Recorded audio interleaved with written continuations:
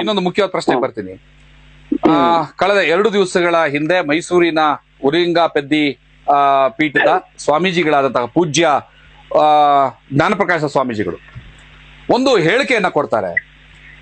ಈ ಸಾರಿಯ ಈ ಜನಗಣತಿಯಲ್ಲಿ ಅಂದ್ರೆ ಸಮೀಕ್ಷೆನಲ್ಲಿ, ಜನಗಣತಿ ಅನ್ನೋದಕ್ಕಿಂತ ಹೆಚ್ಚಾಗಿ ಅದು ಸಾಮಾಜಿಕ ಮತ್ತು ಆರ್ಥಿಕ ಸಮೀಕ್ಷೆ ಅಂತಾನೆ ಕರಿತೀನಿ. ಆ ಸಮೀಕ್ಷೆನಲ್ಲಿ ನೀವೆಲ್ಲರೂ ಕೂಡ ಬೌದ್ಧರು ಅಂತಾನೆ ಬರೆಸ್ಬೇಕು. ಬೌದ್ಧರು ಅಂತ ಬರೆಸದೆ ಹೋದ್ರೆ ನೀವು ಅಂಬೇಡ್ಕರ್ ಅವರಿಗೆ ಮಾಡುವಂತಹ ದ್ರೋಹ ಅದು ಅಂತ ಹೇಳ್ತಾರೆ. ಇದ್ರ ಬಗ್ಗೆ ನಿಮ್ಮ ಅಭಿಪ್ರಾಯ ಏನು? ಅದು ಸಹಜವಾಗಿ ನಮ್ಗೆ ಬಾಬಾ ಸಾಹೇಬ್ ಅಂಬೇಡ್ಕರ್ ನಾವು ಯಾಕಿದ್ದೀವಿ ಅಂತಂದ್ರೆ ಅದು ಬಾಬಾ ಸಾಹೇಬ್ ಅಂಬೇಡ್ಕರ್ ಈ ಪ್ರಪಂಚದಲ್ಲಿ ಇದ್ದ ಕಾರಣಕ್ಕೋಸ್ಕರವಾಗಿ. ಸೊ ನಾವು ಯಾವ್ದೋ ಒಂದು ನಾವು ಈಗಿನ ಸ್ಥಿತಿಯಲ್ಲಿ ಇರೋದಕ್ಕೆ ಮುಖ್ಯ ಕಾರಣ ಯಾವ್ದಪ್ಪ ಅಂದ್ರೆ ದೇರ್ ವಾಸ್ ಎ ಗ್ರೇಟ್ ಸೋಲ್, ಒಂದು ದೊಡ್ಡ ಚೈತನ್ಯ ಇತ್ತು ಬಾಬಾ ಸಾಹೇಬ್ ಅಂಬೇಡ್ಕರ್ ಅವರು ಅಂತ.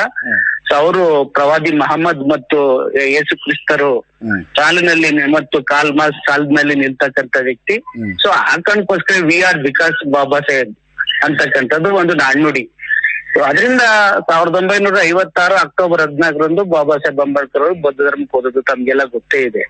ಸೊ ಹೋದಾಗ ಅವ್ರ ಏನ್ ಕಂಡಿದ್ರಪ್ಪ ಅಂತ ಒಂದ್ ಮಾತು ಹೇಳ್ತಾರೆ, ನನ್ನ ಜನಗಳು ನನ್ನನ್ನ ಫಾಲೋ ಮಾಡ್ತಾರೆ, ಐ ಆಮ್ ಎ ಶೆಫರ್ಡ್, ನನ್ನ ಜನಗಳು ಕುರಿಗಳ ತರ ನನ್ನ ಫಾಲೋ ಮಾಡ್ತಾರೆ, ಮತ್ತು ಬೌದ್ಧ ಧರ್ಮದ ಪ್ರಚಾರಕ್ಕೆ ನನ್ನ ಜನಗಳು ಸಕಲ ರೀತಿಯಲ್ಲೂ ತ್ಯಾಗ ಮಾಡುತ್ತಾರೆ ಎಂಬ ನಂಬಿಕೆ ಇದೆ ಅಂತ ಅವರು ಹೇಳಿದ್ರು ಅವಾಗ ಬೌದ್ಧ ಧರ್ಮನ ಸ್ವೀಕರಿಸಿದಾಗ.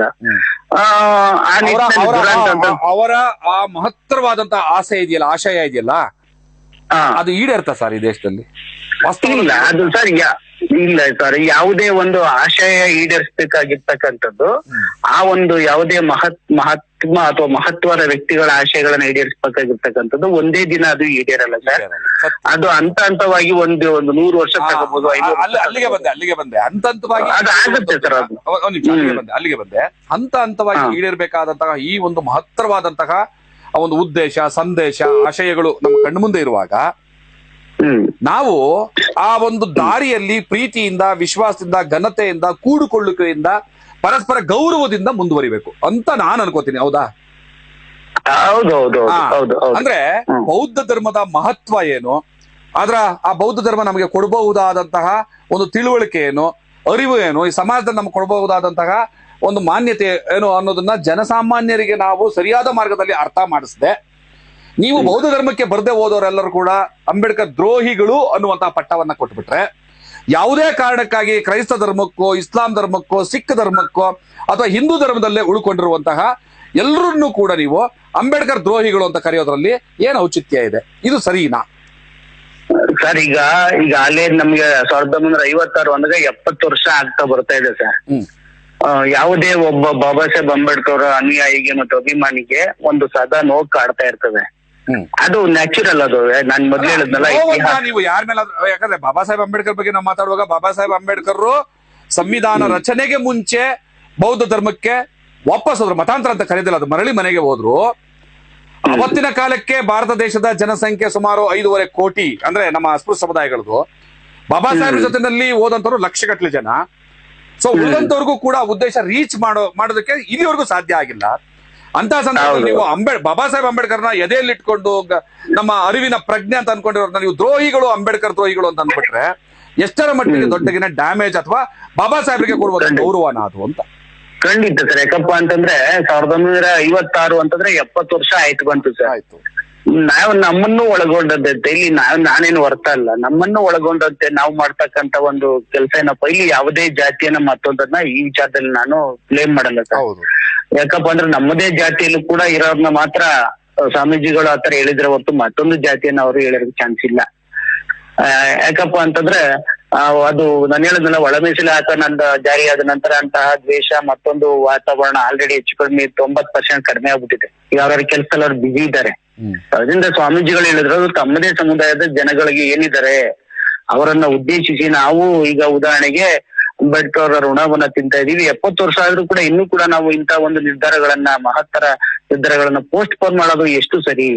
ಯಾಕಪ್ಪ ಅಂತಂದ್ರೆ ನೀವು ಬರೀ ಅಂಬೇಡ್ಕರ್ ಅವ್ರನ್ನ ಅನುಕೂಲಗಳನ್ನ ಮಾತ್ರ ಪಡ್ಕೊಂಡು ಅವ್ರನ್ನ ಒಂದ್ ರೀತಿ ATM ಕಾರ್ಡ್ ತರ ಬಳಸ್ಕೊತಾ ಇದ್ರು. ಸ್ಟೇಟಸ್ ಜ್ಞಾನಪ್ರಕಾಶ ಸ್ವಾಮೀಜಿಗಳು ಕೂಡ ಸಲ್ಲುತ್ತದೆ ಮತ್ತು ಸಲ್ಲಲೇಬೇಕು. ಅಲ್ಲಿ ಬರ್ತೀನಿ. ನಾನೀಗ ಹೇಳೋದು, ಈಗ ಅಂಬೇಡ್ಕರ್ ಬೌದ್ಧ ಧರ್ಮವನ್ನ ನೀವು ಅನುಸರಿಸಿಲ್ಲ ಅಂದ್ರೆ ಅಂಬೇಡ್ಕರ್ ದ್ರೋಹಿಗಳು ಅನ್ನೋದಾದ್ರೆ, ಬಾಬಾ ಸಾಹೇಬ್ ಅಂಬೇಡ್ಕರ್ ಅವರನ್ನ ಅವರ ವ್ಯಕ್ತಿತ್ವವನ್ನ, ಅವರ ಹೋರಾಟವನ್ನ ಬಹು ಹೆಚ್ಚಾಗಿ ಈ ಜಗತ್ತಿಗೆ ತೋರಿಸ್ಕೊಟ್ಟಂತರಲ್ಲಿ ಪ್ರಮುಖ ಪಾತ್ರ ವಹಿಸಿದವರು ಕಾಂಶಿರಾಮ್ಜಿ. ಆನಂತರ ಅದು ನಿಜ. ಅಕ್ಕ ಮಾಯಾವತಿ ಹಾ. ಅವರ ಲೈಫ್ ಹೌದು, ಅಲ್ಲಿ ಹೌದು. ಯಾವತ್ತೂ ಕೂಡ ಬೌದ್ಧ ಧರ್ಮವನ್ನ ಸ್ವೀಕಾರ ಮಾಡ್ಲಿಲ್ಲ ಅವರು. ಹಾಗಾದ್ರೆ ಅವರು ಅಂಬೇಡ್ಕರ್ ಸರಿ. ಪ್ರೊಫೆಸರ್ ಬಿ ಕೃಷ್ಣಪ್ಪ ಅವರು ಒಂದ್ ನಿಮಿಷ ಪ್ರೊಫೆಸರ್ ಬಿ ಕೃಷ್ಣಪ್ಪ ಅವರು ಬೌದ್ಧ ಧರ್ಮವನ್ನ ಏನೋ ಸ್ವೀಕಾರ ಮಾಡಿರ್ಲಿಲ್ಲ. ಹಾಗಾದ್ರೆ ಅವರೆಲ್ಲ ಅಂಬೇಡ್ಕರ್ ದ್ರೋಹಿಗಳ. ಈಗ ಸಾಕಷ್ಟು ಜನ ಸಣ್ಣ ವಯಸ್ಸಿನ ಯುವಕರಿಂದ ಹಿಡಿದು ದೊಡ್ಡವರವರೆಗೂ ಕೂಡ ಸಾಕಷ್ಟು ರಾಜಕಾರಣಿಗಳು ಕೂಡ, ಈಗ ಮಾದಿಗ ಸಮುದಾಯದ ರಾಜಕಾರಣಿಗಳು ಕೆ ಎಚ್ ಮುನಿಯಪ್ಪನವ್ರು ಇರ್ಲಿ, ಆಂಜನೇಯ ಇರ್ಲಿ, ಆರ್ ಬಿ ತಿಮ್ಮಾಪುರ್ ಇರ್ಲಿ, ಮತ್ತೆ ವಲಯ ಸಮುದಾಯದ ಏನೋ ರಾಜಕಾರಣಿಗಳಲ್ಲಿ ಈಗ ನರೇಂದ್ರ ಸ್ವಾಮಿ ಅವರು ಮಲಯ ಮಹದೇಶ್ವರ ಬೆಟ್ಟದ ನಿಷ್ಠ ಅನುಯಾಯಿ. ಬಹುಶಃ ಪ್ರತಿ ವಾರ ಅವರು ಮಲಯ ಮಹದೇಶ್ವರ ಬೆಟ್ಟಕ್ಕೆ ಭೇಟಿ ಮಾಡಿ ಇವತ್ತಿಗೂ ಕೂಡ ಅವರ ಅಡೆನಲ್ಲಿ ಆ ಭಸ್ಮವನ್ನ ಧರಿಸದೆ ಹೊರಗಡೆ ಬರುವಂತಾರಲ್ಲ, ಆ ಕಪ್ಪು ಅಣೆಗಿಡದೆ ಹೊರಗಡೆ ಬರುವಂತಾರಲ್ಲ. ಹಾಗಾದ್ರೆ ಅವರೆಲ್ಲ ಅಂಬೇಡ್ಕರ್ ದ್ರೋಹಿಗಳ ಸರ್? ಇಲ್ಲ ಸರ್, ಇಲ್ಲಿ ನೋಡಿ ಕಾಂಶಿರಾಮ್ ಅವರು ಪಕ್ಕ ಬೌದ್ಧ ಧರ್ಮದ ಅನುಯಾಯಿ ಸರ್. ಯಾಕಪ್ಪ ಅಂತಂದ್ರೆ ನಾವು ಯಾರನ್ನ ಈಗ ನಾವು ಅನುಸರಿಸೋದು ಬೇರೆ, ಧರ್ಮಕ್ಕೆ ಕನ್ವರ್ಟ್ ಆಗಿದ ಸರ್ಟಿಫಿಕೇಟ್ ತಗೊಂಡು ಧರ್ಮ ಬರ್ಸೋದು ಬೇರೆ. ಅವ್ರು ಯಾವತ್ತು ನಾವು ಬೌದ್ಧ ಧರ್ಮೀಯರು ಅಂತ ಬರ್ಸ್ಲಿಲ್ಲ. ಅವರು 2006 ಒಂದು ಮಾತಾಡ್ತಾರೆ, ನಮ್ಮ ಗೋಪಿನಾಥನ್ ಅವರು ಬಹುಜನ್ ಟೈಮ್ಸ್ ಆಫ್ ಬಹುಜನ್ ಅಂತಕ್ಕಂತ ಒಂದು ಇದನ್ನ ಮಾಡಿದ್ರು. ಸೊ ಆ ಒಂದು ಬುಕ್ ಅಲ್ಲಿ ಒಂದು ಇಂಗ್ಲಿಷ್ ಪತ್ರಿಕೆಯಲ್ಲಿ ಮೊದಲನೇ ಆರ್ಟಿಕಲ್ ನಾನು ಓದಿದ್ದೀನಿ, ಈಗಲೂ ನನ್ನ ಹತ್ರ ಇದೆ ಅದು. ಅವ್ರು ಹೇಳ್ತಕ್ಕಂಥದ್ದು 2006 ನಾನು ಮತ್ತು ಮಾಯಾವತಿ ಇಬ್ರು ಕೂಡ ಸುಮಾರು 50 ಲಕ್ಷ ಜನರ ಜೊತೆ ಮತಾಂತರ ಆಗ್ತೀವಿ. ಅಲ್ಲಿ ನನ್ನ ಒಂದು ಅಲ್ಲಲ್ಲ ಕೇಳ್ಬೇಕು ಅವರು ಯಾಕೆ ಅಂತ, ನನ್ನ ಒಂದು ಏನು ರೂಲಿಂಗ್ ಕ್ಲಾಸ್ ರಾಜಕೀಯ ಅಧಿಕಾರ ಇದೆ ಅದನ್ನ ಕ್ಲಿಯರ್ ಮಾಡ್ತೀನಿ. ರಾಜಕೀಯ ಕಾರಣಕ್ಕಾಗಿ ನೀವು ದಲಿತರ ಮೇಲೆ ಏನು ದಬ್ಬಾಳಿಕೆ ದೌರ್ಜನ್ಯಗಳು ನಿರಂತರವಾಗಿ ನಡೀತಾ ಇದಾವೆ, ಇದು ಸ್ಟಾಪ್ ಆಗದೆ ಹೋದ್ರೆ ನಾನು ಈ ಹಿಂದೂ ಧರ್ಮಕ್ಕೆ ಒಂದು ಥ್ರೆಟ್ ಅನ್ನ ಕೊಡೋದು ಬಯಸ್ತೀನಿ. ನಾನು ಸುಮಾರು 50 ಲಕ್ಷ ಜನರ ಜೊತೆನಲ್ಲಿ ಮತಾಂತರ ಆಗುತ್ತೀನಿ ಅಂದ್ರು. ಇಲ್ಲಿವರೆಗೂ ಆಗ್ಲಿಲ್ಲ ಸರ್? ಇಲ್ಲ ಸರ್, ಅವರು ನೀವು ಒಂದು ತಿಳ್ಕೊಳ್ಳಿ ಬಸಪ್ಪ ಸರ್, ಅವ್ರು ಆಗ್ಲಿಲ್ಲ ಅನ್ನೋದು ಸುಳ್ಳು. ಅರ್ಥ ಆಯ್ತಾ ಸರ್? ಯಾಕಪ್ಪ ಅಂದ್ರೆ ನಿಮ್ಗೆ ಅವ್ರು ಆಗ್ಲಿಲ್ಲ ಅಂತ ನಿಮ್ಗೆ ಸುಳ್ಳು ಅಥವಾ ನಿಮ್ಗೆ ಸರ್ಟಿಫಿಕೇಟ್ ಯಾವುದೇ ಒಂದು ಮತಾಂತರವನ್ನ ಸರ್ಟಿಫಿಕೇಟ್ ಮೇಲೆ ಮತ್ತು ಮತಾಂತರವನ್ನ ಅಲ್ಲಗಳಿಬೇಡಿ ಸರ್. ಯಾಕಪ್ಪ ಅಂತಂದ್ರೆ ಈಗ ಒಂದ್ ನಿಮಿಷ ನಾನು ಹೇಳ್ಬಿಡ್ತೀನಿ ಸರ್, ನಾನು ಹೇಳ್ಬಿಡ್ತೀನಿ ಕಾಂಶಿರಾಮ್ ಅವ್ರ ಬಗ್ಗೆ ಆದರ್ಶವನ್ನ, ಬುದ್ಧನ ನಡವಳಿಕೆಗಳನ್ನ ನಾವು ಅಳವಡಿಸ್ಕೊಂಡು ಇದ್ದು ನಿಮ್ಮ ಜನಸಂಖ್ಯೆನಲ್ಲಿ ಬೌದ್ಧ ಅನ್ನುವಂತಹ ಬರವಣಿಗೆ ಇದೆಯಲ್ಲ, ಅದನ್ನ ಬರಸದೆ ಹೋದ್ರೆ ಇಟ್ಸ್ ನಥಿಂಗ್ ಬಟ್ ಸರ್ಟಿಫಿಕೇಟ್. ಅಂದ್ರೆ ನಾನು ಡಿಕ್ಲೇರ್ ಮಾಡ್ಕೊತಾ ಇದೀನಿ, ಮಾಡಿಲ್ಲ ಅಂದ್ರೆ ನೀವು ಬುದ್ಧನ ವಿರೋಧಿಗಳು, ಬೌದ್ಧ ಧರ್ಮದ ವಿರೋಧಿಗಳು, ಹಿಂದೂ ಧರ್ಮದ ಗುಲಾಮರು ಅಥವಾ ಅಂಬೇಡ್ಕರ್ ದ್ರೋಹಿಗಳು ಅನ್ನೋದ್ರಲ್ಲಿ ಯಾವ ಲಾಜಿಕ್ ಇದೆ, ಏನ್ ಅರ್ಥ ಇದೆ ನಿಮಗ್ ತೋರಿಸ್ಬೇಕಾ? ಸರ್ಟಿಫಿಕೇಟ್ ಮಾಡಿ ತೋರಿಸಿದ್ರೆ ಮಾತ್ರನೇನಾ ಅಥೆಂಟಿಕೇಶನ್? ಸರಿ ಸರ್, ನಾನು ಹೇಳ್ತೀನಿ ತಡ್ರಿ ಸರ್. ಈಗ ಮಾಯಾವತಿ ಅವರು ಉತ್ತರ ಪ್ರದೇಶದಲ್ಲಿ ಸುಮಾರು 100 ಎಕರೆ ಇದ್ರಲ್ಲಿ ಅಂಬೇಡ್ಕರ್ ಉದ್ಯಾನವನ್ನ ಮಾಡಿದ್ದಾರೆ ಸರ್. ಅಥವಾ ಅದೊಂದೇ ಅಲ್ಲ, ಅವರ ಉತ್ತರ ಪ್ರದೇಶವನ್ನ ಅವರ ಆಡಳಿತದಲ್ಲಿ ಅಂಬೇಡ್ಕರ್ ಪ್ರದೇಶವನ್ನಾಗಿ ಅವರು ಮಾಡಿದ್ರು. ಮತ್ತು ಅವರು ಸರ್, ನಾನು ಇಲ್ಲಿ ಮಾತ್ರ ಬರ್ತೀನಿ, ತುಂಬಾ ಹೋಗ್ಬಿಡುತ್ತೆ ಯಾಕಂದ್ರೆ ಈಗಾಗಲೇ 29 ನಿಮಿಷ ಆಯ್ತು. ಕರೆಕ್ಟ್, ಅಂಬೇಡ್ಕರ್ ವಿಚಾರದಲ್ಲಿ ಅವ್ರು ಕೊಟ್ಟಂತಹ ಸೇವೆನ ಯಾರು ಕೂಡ ನಾವು ತೆಗೆದಾಕಕ್ ಸಾಧ್ಯ ಇಲ್ಲ, ಮತ್ತು ಮತ್ತಿನ್ಯಾರು ಕೂಡ ಆ ರೀತಿ ಮಾಡಕ್ ಸಾಧ್ಯನೂ ಇಲ್ಲ ಈ ದೇಶದಲ್ಲಿ ಇವತ್ತಿನ. ಇನ್ನು ಮುಂದಕ್ಕೆ ಮಾಡಿದ್ರೆ ಪುಣ್ಯ ಅದು. ಆದ್ರೆ ಅಧಿಕೃತವಾದಂತಹ ಸರ್ಟಿಫೈಡ್ ಘೋಷಣೆ ಅವರು ನಾ ಬೌದ್ಧ ಅಂತ ಮಾಡಿಲ್ಲ, ನಡವಳಿಕೆಯಿಂದ ತೋರಿಸ್ಕೊಂಡಿದ್ದಾರೆ. ನಾವು ಸರ್ಟಿಫೈಡ್ ಬುದ್ಧ ಆಗದೆ ಹೋದ್ರೆ ಅಂಬೇಡ್ಕರ್ ದ್ರೋಹಿಗಳಾಗ್ತೀವಾ? ಇದನ್ನ ಜ್ಞಾನಪ್ರಕಾಶ್ ಸ್ವಾಮೀಜಿ ಅವರ ಹೇಳಿಕೆಗೆ ಸಂಬಂಧಪಟ್ಟಂತ ಸಮರ್ಥನೆ ನಿಮ್ಮಿಂದ. ನಾನು ಪ್ರಾರಂಭದಲ್ಲೇ ಹೇಳಿದೆ, ನಾನು ಮತಾಂತರಕ್ಕಿಂತ ಮನಸಾಂತರವನ್ನ ಇಷ್ಟಪಡ್ತೀನಿ ಅಂತ. ಸರಿನಾ ಸರ್? ನನ್ ಪ್ರಶ್ನೆ ಸರಿನಾ ಸರ್? ಇಲ್ಲಿ ಜ್ಞಾನಪ್ರಕಾಶ್ ಸ್ವಾಮೀಜಿಗಳು ಕಾಂಶಿರಾಮ್ ಅವರು ಬೌದ್ಧ ಧರ್ಮದ ಅನುಯಾಯಿಗಳು. ಯಾಕಪ್ಪ ಅಂದ್ರೆ ಅವರು ನಿಧನರಾದಾಗ ಎಲ್ಲವನ್ನು ಕೂಡ ಬೌದ್ಧ ಧರ್ಮದ ಪ್ರಕಾರನೇ ಮಾಡಿದ್ದು. ಸರಿನಾ ಸರ್? ಕೃಷ್ಣಪ್ಪನವರು ಕೂಡ ಬೌದ್ಧ ಧರ್ಮ ಅನುಯಾಯಿಗಳು. ನಾನು ಓದಿರೋ ಪ್ರಕಾರ ಅವರು ನಿಧನರಾದಾಗ ಎಲ್ಲವೂ ಕೂಡ ನಿಜವಾಗಿ ನಾವು ಗಮನಿಸಬೇಕಾದ್ದೇನಪ್ಪಾ ಅಂತಂದ್ರೆ, ಈಗ ಒಬ್ಬ ನಟ ಸಂಚಾರಿ ವಿಜಯ್ ಯಾವ ಜಾತಿ ಅಂತ ನಮ್ಗೆ ಗೊತ್ತಿಲ್ಲ, ಪಾಪ ಅವ್ರನ್ನ ಕ್ಷಮೆ ಕೇಳ್ತೀನಿ. ಅವ್ರ ನಿಧನರಾದಾಗ ಅವ್ರನ್ನ ಲಿಂಗಾಯತ ಸಂಪ್ರದಾಯ ಪ್ರಕಾರ ಮಾಡಿದ್ರೆ ಆಗ ನಮ್ಗೆ ಅರ್ಥ ಆಯ್ತು ಅವ್ರ ಲಿಂಗಾಯತ ಒಂದು ಸಂಪ್ರದಾಯಕ್ಕೆ ಸಂಸ್ಕೃತಿಗೆ ಸೇರಿದವರು ಅಂತ. ಹಂಗೆ ಕಾಂಶಿರಾಮ್ ಅವ್ರ ನಿಧನರಾದಾಗ ಸಂಪೂರ್ಣವಾಗಿ ಬೌದ್ಧ ಧರ್ಮದ ಪ್ರಕಾರವಾಗಿ ಸ್ವತಃ ಬಿಕ್ಕುಗಳು, ಬಂಕೇಜಿಗಳು ಕರ್ನಾಟಕದಿಂದನೂ ಕೂಡ ಒಬ್ರು ಹೋಗಿದ್ರು, ಎಲ್ಲ ನಿಂತ್ಕೊಂಡು ಮಾಡೋದು. ಅದರಿಂದ ಕಾಂಶಿರಾಮ್ ಅವರು ಬೌದ್ಧರು, ಬಾಬಾ ಸಾಹೇಬ್ ಅಂಬೇಡ್ಕರ್ ಅವರ ಹಾದಿಯಲ್ಲೇ ನಡೆದವರು ಅಂತಕ್ಕಂಥದ್ದು ನಾವು ತಿಳ್ಕೊಬೇಕು. ಮತ್ತು ಆ ತರದ ಇಚ್ಛೆಯನ್ನ ಅವ್ರು ವ್ಯಕ್ತಪಡಿಸದೆ ಅವ್ರು ನಿಧನವಾದಾಗ ಹಂಗ್ ಮಾಡಲ್ಲ. ಯಾಕಪ್ಪ ಅಂದ್ರೆ ಮೂಲತಃ ಅವರು ಸಿಖ್ ಧರ್ಮದವರು. ಅದರಿಂದ ಆದ್ರೆ ಜ್ಞಾನಪ್ರಕಾಶ್ ಸ್ವಾಮೀಜಿಗಳ ಇದಕ್ಕೆ ಬರ್ತೀನಿ. ಒಂದೇ ನಿಮಿಷ ನಿಮ್ಮ ಏನ್ ಹೇಳ್ತಾ ಇದ್ರಲ್ಲ ಅದೆಲ್ಲವನ್ನು ಪ್ರಾಮಾಣಿಕವಾಗಿ ಒಪ್ತೀನಿ, ನಂಬ್ತೀನಿ. ಇದೇ ರೀತಿಯಾಗಿ ಇರ್ಬೇಕಾಗಿರೋ ಸಮಾಜ ಹಿಂಗೆ ಇರ್ಬೇಕಾಗಿರೋದು. ಆದ್ರೆ ನೀವು ಸರ್ಟಿಫಿಕೇಟ್ ಕೊಟ್ಟಿಲ್ಲ, ಬರ್ಸಿಲ್ಲ ಅನ್ನೋ ಕಾರಣಕ್ಕೆ ದ್ರೋಹಿ ಅನ್ನೋ ಸಂದರ್ಭದಲ್ಲಿ ನಮಗೆ ಕೆಲವು ಪ್ರಶ್ನೆಗಳನ್ನ ಕಾಡುತ್ತೆ. ಈಗ ಬೌದ್ಧ ಬಹಳ ದೊಡ್ಡ ದೇಶದಲ್ಲಿ ಬಹಳ ದೊಡ್ಡ ಬೌದ್ಧ ಮಂದಿರವನ್ನು ಕಟ್ಟಿಸಿರುವಂತಹ ಸನ್ಮಾನ್ಯ ಹಿರಿಯರಾದ ಮಲ್ಲಿಕಾರ್ಜುನ ಖರ್ಗೆ ಅವರು ಮತ್ತೆ ನಮ್ಮ ಪರಮೇಶ್ವರ್ ಅವರು ಸತ್ಯನಾರಾಯಣ ಪೂಜೆ ಮಾಡಿ ಬರ್ತಾರೆ. ಮನೆಗಳಲ್ಲಿ ಗಣಪತಿ ಪೂಜೆ ಮಾಡಿದ್ದನ್ನೆಲ್ಲ ನೋಡ್ತಾ ಇದೀವಿ ನಾವು. ಹಾಗಾದ್ರೆ ಅವ್ರನ್ನ ನಾವು ಬೌದ್ಧ ಧರ್ಮದ ವಿರೋಧಿಗಳು, ದ್ರೋಹಿಗಳು ಅಂತ ಅಂದ್ಬಿಟ್ರೆ ಸರಿ ಹೋಗುತ್ತಾ? ಈ ದೇಶದ ಬೌದ್ಧವನ್ನ ಯಾವ್ದೋ ಕಾರಣ ಗೌರವಿಸಿರ್ತಾರೆ. ಈ ನಾವು ವಸ್ತು ಒಂದು ವಿಚಾರಕ್ಕೆ ದೃಷ್ಟಿಯನ್ನು ನಾವು ಬಿಟ್ಟು ಮಾತಾಡೋದು ಬೇಡಿ. ಜ್ಞಾನತಕ್ಕ ಸ್ವಾಮೀಜಿಗಳು ಅವರು ಹೇಳಿರ್ತಕ್ಕಂಥದ್ದು ಇಂದಿನ ಸಾಮಾಜಿಕ ಮತ್ತು ಆರ್ಥಿಕ ಸಮೀಕ್ಷೆಯಲ್ಲಿ ತಾವು ಧರ್ಮ ಅಂತಕ್ಕಂಥ ಕಾಲದಲ್ಲಿ ಬೌದ್ಧ ಧರ್ಮವನ್ನು ನಮೂದು ಮಾಡಿ ಅಂತಕ್ಕಂಥದ್ನ ಕರೆ ಕೊಟ್ಟಿದ್ದಾರೆ. ನೀವು ಆಮೇಲೆ ಅವರು ಭಾವನಾತ್ಮಕವಾಗಿ ಅಪ್ರೋಚ್ ಮಾಡಕ್ಕೋಸ್ಕರವಾಗಿ, ಯಾಕಪ್ಪ ಅಂದ್ರೆ ಒಬ್ಬ ಸ್ವಾಮೀಜಿಗೆ ಒಂದ್ ಪವರ್ ಇರ್ತದೆ. ಅವರು ನೀವು ಮಾಡಿಲ್ಲ ಅಂದ್ರೆ ನೀವು ಅಂಬೇಡ್ಕರ್ ದ್ರೋಹಿಗಳಾಗ್ತೀರಿ ಕಣ್ರಿ ಅಂತ ಹೇಳಿದ್ದಾರೆ. ನಾನು ಹೇಳ್ತಾ ಇದ್ದೀನಿ, ನೀವು ನಾವು ಅಂತ ಹೇಳಿದ್ದಾರೆ. ಅದು ನ್ಯಾಚುರಲ್ ಪ್ರಶ್ನೆ ಹುಟ್ಟುತ್ತೆ. ಬಾಬಾ ಸಾಹೇಬ್ ಅಂಬೇಡ್ಕರ್ ಅವರ ಅನುಸರಿಸಿದಂತಹ ಬೌದ್ಧ ಧರ್ಮವನ್ನು ಬರ್ಸಲಿಲ್ಲ ಅಂದ್ರೆ ನೀವು ಬೌದ್ಧ ಏನೋ ಅಂಬೇಡ್ಕರ್ ದ್ರೋಹಿಗಳಾಗ್ತೀರಿ ಅನ್ನೋದಾದ್ರೆ, ಬಾಬಾ ಸಾಹೇಬ್ರು ಕೇವಲ ಅಸ್ಪೃಶ್ಯರಿಗೆ ಮಾತ್ರ ಸೀಮಿತನ? ಅವ್ರು ಮಾತ್ರ ಬೌದ್ಧ ಧರ್ಮವನ್ನು ಅನುಸರಿಸಬೇಕಾ? ಬಾಬಾ ಸಾಹೇಬ್ರು ಸಮಸ್ತ ಭಾರತ ದೇಶದ ವಿಮೋಚಕರ, ಸಮಸ್ತ ಭಾರತ ದೇಶದ ಮಹಿಳೆಯರ ವಿಮೋಚಕರ, ಸಮಸ್ತ ಭಾರತ ದೇಶದ ಕಾರ್ಮಿಕರ ವಿಮೋಚಕರ, ಎಲ್ಲರ ವಿಮೋಚಕರು ಅವ್ರಾಗಿರ್ಬೇಕಾದ್ರೆ ಅವರೆಲ್ಲರೂ ಕೂಡ ಅವರನ್ನ ಅನುಸರಿಸದೆ ಹೋದ್ರೆ ಅವರೆಲ್ಲರೂ ಅಂಬೇಡ್ಕರ್ ದ್ರೋಹಿಗಳಾಗ್ಬಿಡ್ತಾರ? ಸರ್, ಇಲ್ಲಿ ಜ್ಞಾನತಕ್ಕ ಸ್ವಾಮೀಜಿಗಳ ವಿಚಾರಕ್ಕೆ ಮಾತ್ರ ನಾನು ಬರ್ತಾ ಇದ್ದೀನಿ. ಅಲ್ಲ, ಅವ್ರ ಅದೇ ಹೇಳಿಕೆ ಹೇಳ್ತಾ ಇದ್ದೀನಿ. ಎಲ್ಲೂ ಕೂಡ ನಾನು ಮಾತಾಡ್ತಾ ಇರೋದು ನನ್ನ ವಲಯ ಸಮುದಾಯಕ್ಕೆ ಮಾತ್ರ ಅಂತ ಹೇಳಿಲ್ಲ. ಬಾಬಾ ಸಾಹೇಬರ ಧರ್ಮವನ್ನ, ಬೌದ್ಧ ಧರ್ಮವನ್ನ ನಾವು ಅನುಸರಿಸದೆ ಹೋದ್ರೆ ಅಂಬೇಡ್ಕರ್ ಅವರ ವಿರೋಧಿಗಳು ಅಂತ ಅನಿಸ್ಕತ್ತೀವಿ ಅಂತ ಹೇಳ್ತಾರೆ. ಹಾಗಾದ್ರೆ ಅಂಬೇಡ್ಕರ್ ಸಮಸ್ತ ಭಾರತದ ವಿಮೋಚಕರು, ಸಮಸ್ತ ಮಹಿಳೆಯರ ವಿಮೋಚಕರು, ಅವರೆಲ್ಲರೂ ಅವ್ರ ಬೌದ್ಧ ಧರ್ಮವನ್ನ ಫಾಲೋ ಮಾಡ್ಬೇಕು. ಇಲ್ಲದೆ ಹೋದ್ರೆ ಅವರೆಲ್ಲೂ ಬಾಬಾ ಸಾಹೇಬ್ರ ವಿರೋಧಿಗಳು ಅಂತ ಆಗ್ತದೆ. ಸರಿನಾ ಇದು?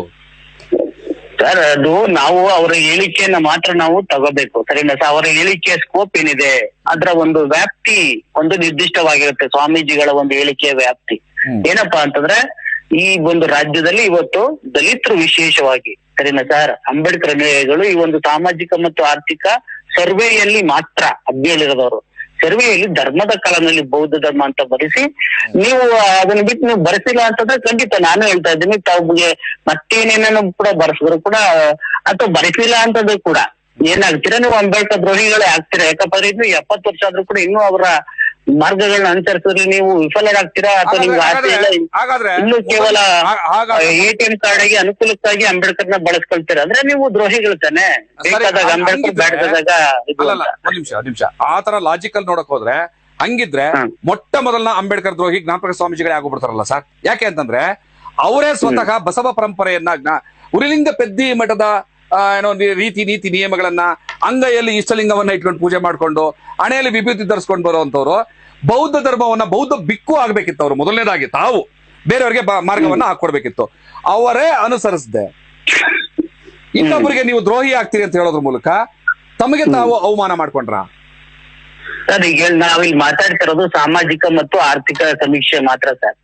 ಆ ಒಂದು ಸಮೀಕ್ಷೆಯಲ್ಲಿ ಈಗ ಅಲ್ಲಲ್ಲ ಒಂದ್ ನಿಮಿಷ ನಾನು ಹೇಳ್ತಾ ಇದ್ದೀನಿ ಸರ್. ಈಗ ನಾನು ಹೇಳ್ತಾ ಇಲ್ವಾ, ಒಂದ್ ನಿಮಿಷ ಊಟ ಮಾಡೋರ್ಗು ಜಾತಿ ಸುಳ್ಳು ಊಟ ಮಾಡೋಣ, ಆಚೆ ಬಂದ ನಮ್ ಜಾತಿ ನಾವು ತಗೊಂಡ್ ಹೋಗೋಣ ಅನ್ನೋಂಗ್ ಆಗ್ಬಿಡಲ್ವಾ ಅದು? ಸಮೀಕ್ಷೆಗಲ್ಲ. ನಾವು ಇವತ್ತು ನಿಮ್ ಜೊತೆ ಬುದ್ಧನನ್ನ ಪ್ರಜ್ಞೆಯಲ್ಲಿ, ನಡವಳಿಕೆಯಲ್ಲಿ, ಗುಣದಲ್ಲಿ, ಎದೆಯಲ್ಲಿ ಸ್ಥಾಪಿಸ್ಕೊಂಡು ಹೋಗ್ಬೇಕು ಅನ್ನುವಂಥದ್ದು ಸತ್ಯವಾಗ್ಬೇಕಾಗಿರೋದು. ಇದು ನಾವು ಪ್ರಚಾರ ಮಾಡ್ಬೇಕಾಗಿರೋದು, ಇದು ಅನುಸರಿಸಬೇಕಾಗಿರೋದು. ನೀವು ಸಮೀಕ್ಷೆ ಕ್ಯಾಲ್ಕುಲೇಷನ್ ಕೊಡಿ, ಆಮೇಲೆ ನೀವು ಮನೆಗೆ ಹೋಗ್ಬಿಟ್ಟು ಮಾರಮ್ಮನ್ ಪೂಜೆ ಮಾಡಿ, ಎಲ್ಲಮ್ಮನ್ ಪೂಜೆ ಮಾಡಿ, ಗಣಪತಿ ಪೂಜೆ ಮಾಡಿ ಅಂತಂದ್ರೆ ಏನ್ ಅರ್ಥ ಇದೆ ಅದರಲ್ಲಿ? ಈಗ ಸಾಮಾಜಿಕ ಮತ್ತು ಆರ್ಥಿಕ ಸಮೀಕ್ಷೆಯಲ್ಲಿ ಸರ್ ಬೌದ್ಧ ಅಂತ ಬರ್ಸಿದ್ರೆ ಅದು ಒಂದು ಪ್ರೇರಣೆ ಆಗುತ್ತೆ ಸರ್. ಪ್ರೇರಣೆ ಆದಾಗ ಮುಂದಿನ ದಿನಗಳಲ್ಲಿ ಅವರು ಎಲ್ಲ ಜನಪದ ಆಚರಣೆಗಳನ್ನ, ಇವನ್ ಬಸವ ಪರಂಪರೆಗಳನ್ನು ಕೂಡ ಸ್ವಾಮೀಜಿಗಳನ್ನ ಒಳಗೊಂಡ್ರೆ ಎಲ್ಲರೂ ಕೂಡ ಕಡಿಮೆ ಮಾಡಲ್ಲ. ಅಲ್ಲ, ಅವರು ಅನುಸರಿಸ್ಕೊಂಡ್ ಬರ್ತಾ ಇರೋದು, ಅವ್ರು ಆಚರಣೆ ಮಾಡ್ಕೊಂಡ್ ಬರ್ತಾ ಇರೋದು ಬಸವ ಪರಂಪರೆಯನ್ನ. ಆ ಬಸವ ಪರಂಪರೆಯನ್ನ ಅನುಸರಿಸಿ ಅಂತ ಹೇಳಿದಿದ್ರೆ ಅವರ ಆಚರಣೆಗೆ ಅವರೇ ಗೌರವಿಸ್ಕೊಂಡಾಗ ಆಗ್ತಿತ್ತು.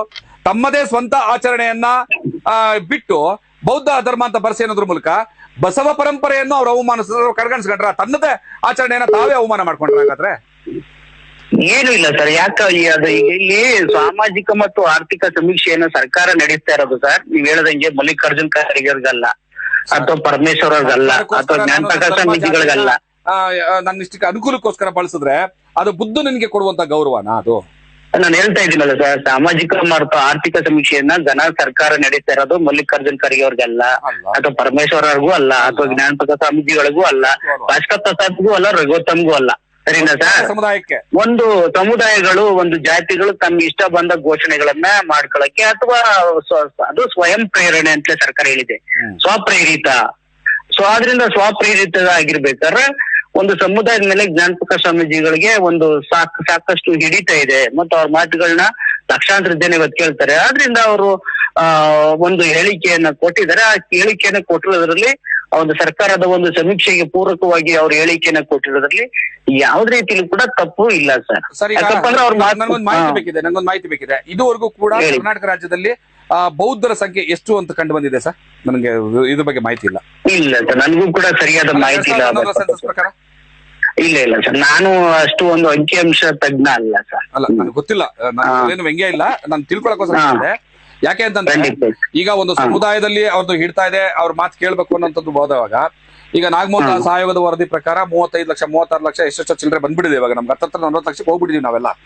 ಈಗ ಅವರು ನನ್ನ ಸಮುದಾಯಕ್ಕೆ ಮಾತ್ರ ಹೇಳಿದ್ದಾರೆ ಅಂತ ತಾವು ಅನ್ಬಾರ್ದು ಅಂತ ನನ್ನ ಪ್ರಾರ್ಥನೆ. ಯಾಕೆಂತಂದ್ರೆ ಅವರು ಸಮಸ್ತ ಶೋಷಿತರಿಗೆ ಸ್ವಾಮೀಜಿ ಅಂತ ನಾನು ಬಯಸಿದ್ದೀನಿ. ಇಲ್ಲ ಸರ್, ಶೋಷಿತರು ನೀವು ಭಾವಿಸ್ಬೋದು ಸರ್, ನಾವು ಟೆಲಿಫೋನ್ ಕರೆಗಳಲ್ಲಿ ಭಾವಿಸ್ಬೋದು.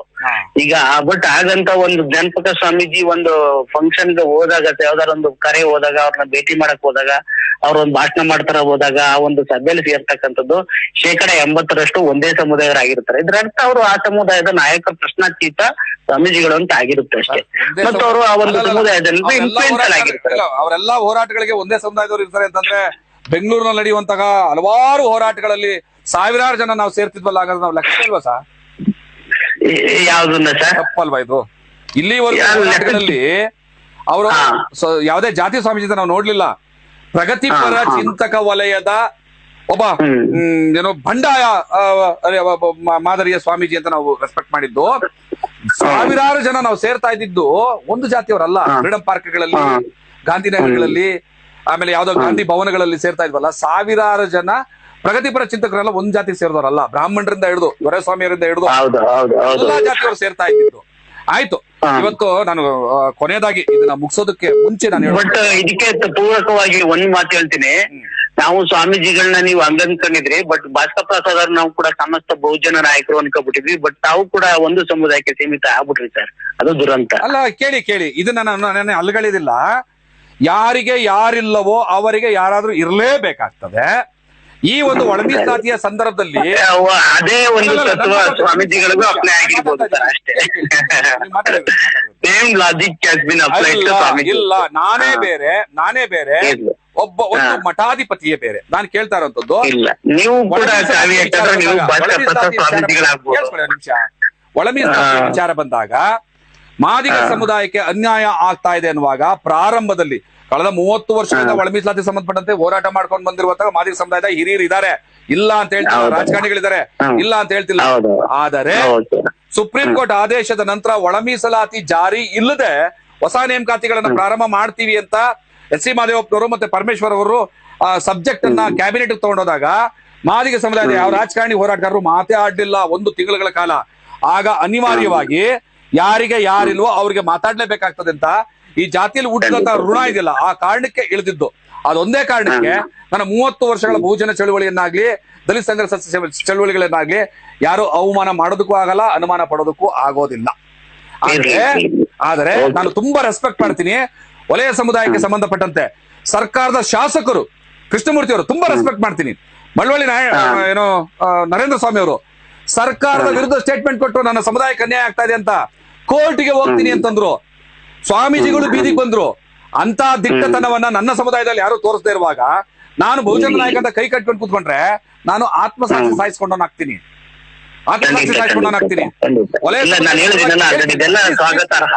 ವಲಯ ಸಮುದಾಯದ ಪರವಾಗಿ ಮಾತಾಡೋದಕ್ಕೆ ಸರ್ಕಾರಿ ನೌಕರ ಸಂಘದ ಅಧ್ಯಕ್ಷರುಗಳು, ರಾಜಕಾರಣಿಗಳು, ಸ್ವಾಮೀಜಿಗಳು, ಸಮಸ್ತ ಹೋರಾಟಗಾರರು, ವಿಚಾರವಾದಿಗಳು ಎಲ್ಲರೂ ಕೂಡ ಮಾತಾಡಕ್ ಶುರು ಮಾಡಿದಾಗ ಅದನ್ನ ನಾವು ರೆಸ್ಪೆಕ್ಟ್ ಮಾಡ್ಬೇಕು. ಅದನ್ನ ನನ್ನ ಸಮುದಾಯದಲ್ಲಿ ಯಾರೂ ಮಾತಾಡದೇ ಇರುವಾಗ ನಾನು ಮಾತಾಡೋದನ್ನು ಕೂಡ ನೀವು ರೆಸ್ಪೆಕ್ಟ್ ಮಾಡ್ಬೇಕು. ಜಾತಿಗೆ ಸೀಮಿತ ಅಂತ ಹೇಳೋದಲ್ಲ, ಯಾರು ಇಲ್ದೇ ಇರುವಾಗ ಮಾತಾಡ್ಬೇಕು.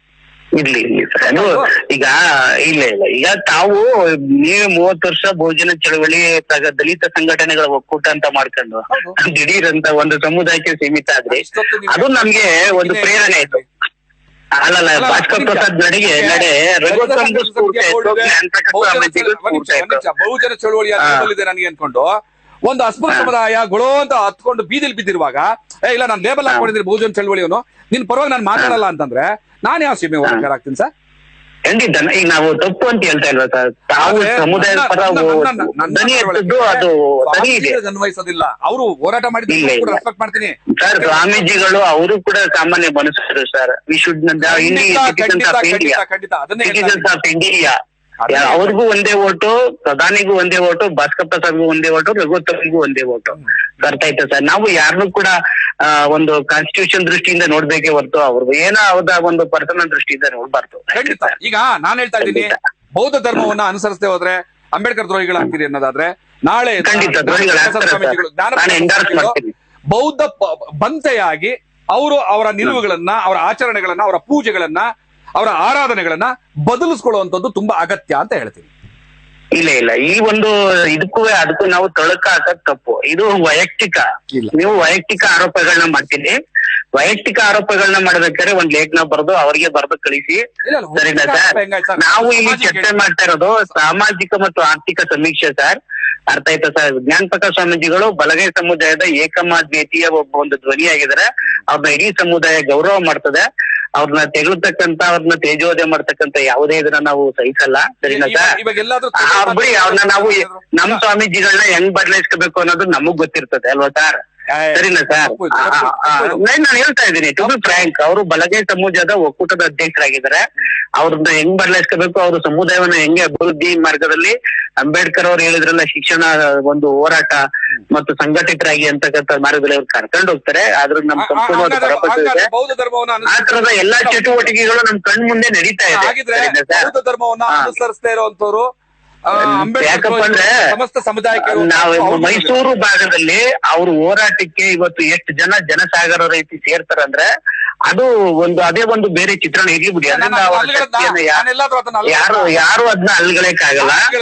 ಅದರಿಂದ ನೀವು ಅವ್ರೇನೋ ವೈಯಕ್ತಿಕವಾಗಿ ನಾವು ಅವ್ರನ್ನ ಇದ್ ಮಾಡ್ತಕ್ಕಂಥದ್ದು ನಾವ್ ಅದ್ ಯಾರು ಒಪ್ಪಲ್ಲ.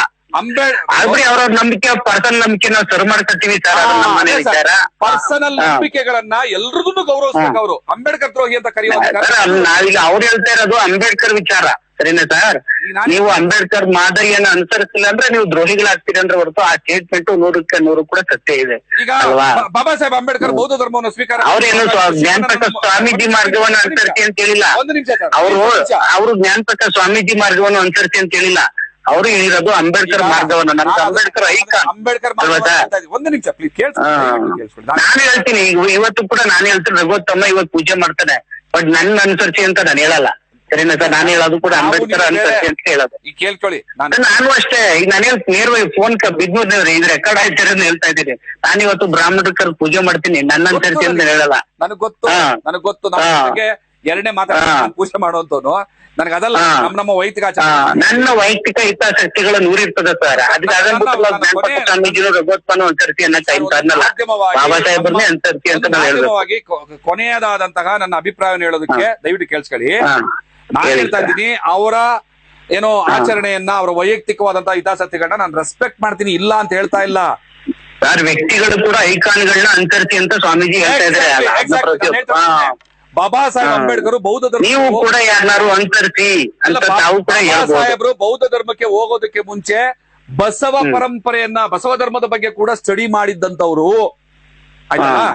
ಆದ್ರೆ ಕೊನೆಗೆ ಅವರು ಬೌದ್ಧ ಧರ್ಮವನ್ನ ಆಯ್ಕೆ ಮಾಡ್ಕೊಂಡಿದ್ದಾರೆ ಅಂತಂದ್ರೆ ಉಳಿದ ಬಗ್ಗೆ ಅವರು ಸ್ವಲ್ಪ ನಿರ್ಲಕ್ಷ್ಯ ತೋರಿದ್ದಾರೆ, ಅಥವಾ ಏನು ನನಗೆ ಇದು ಶ್ರೇಷ್ಠ ಅಂತ ಅನ್ಸಿದೆ ಅನ್ನುವಾಗ ಬಾಬಾ ಸಾಹೇಬ್ರನ್ನ ಅನುಸರಿಸಿ, ಇಲ್ಲ ಅಂದ್ರೆ ಬಾಬಾ ಸಾಹೇಬ್ರ ದ್ರೋಹಿಗಳು ನೀವು ಆಗ್ತೀರಿ ಅನ್ನುವಾಗ ತಮ್ಮನ್ನು ಕೂಡ ಆ ನಿಟ್ಟಿನಲ್ಲಿ ತೊಡಗಿಸ್ಕೊಳ್ಬೇಕು ಅನ್ನೋಂಥದ್ದು ನನ್ನ ವೈಯಕ್ತಿಕ ಅಭಿಪ್ರಾಯ. ಅಥವಾ ಬೇರೆಯವರನ್ನ ನೀವು ಅನುಸರಿಸದೆ ಹೋದ್ರೆ ದ್ರೋಹಿಗಳು ಅಂತ ಕೇಳುವಂತಹ ನಿಮಗೆ ಹಕ್ಕು ಇರೋದಿಲ್ಲ ಅನ್ನೋದು ಕೂಡ ಎರಡು ಹೇಳ್ತಾರೆ. ಎಲ್ಲ ವೈಯಕ್ತಿಕ ಗೌರವಿಸಿ, ನಿಮ್ಮ ವೈಯಕ್ತಿಕ ಅಭಿಪ್ರಾಯ ನಾವು ಗೌರವಿಸುವಾಗ ಬೇರೆಯವರ ವೈಯಕ್ತಿಕ ಆಚರಣೆಗಳನ್ನ, ಧರ್ಮ ಅನುಸರಣೆಯನ್ನ ನೀವು ಗೌರವಿಸಿ.